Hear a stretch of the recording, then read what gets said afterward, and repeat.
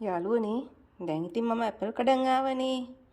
දැන් මම මේ ඇපල් ගෙඩි කීපයක් තම්බලා කන්නයි යන්නේ.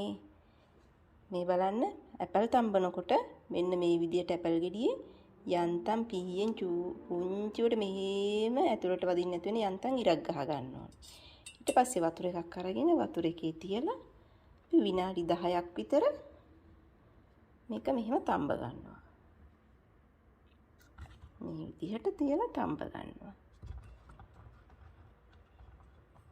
මෙහෙම ඇපල් තම්බලා පොඩි ළමයින්ට දුන්නත් හරිම ගුණයි. පොඩි ළමයින්ට බඩ වේලවල එහෙම තියෙනවා මේ විදිහට ඇපල් ගෙඩියක් තම්බලා පොඩි කරලා දෙන්න.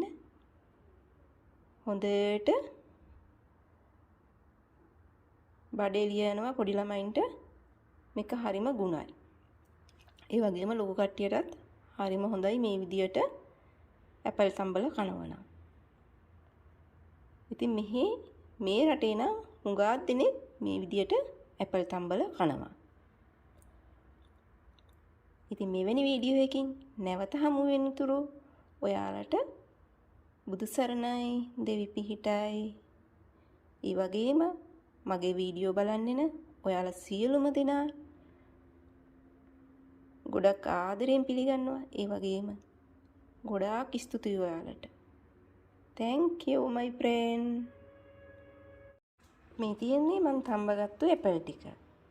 මේක මේ විදියට තමයි. දැන් මේකේ මේ විදියට මෙහෙම ලෙල් අයින් කරගන්න ලේසියි අපිට අර ඉර ගහගත්තු නිසා.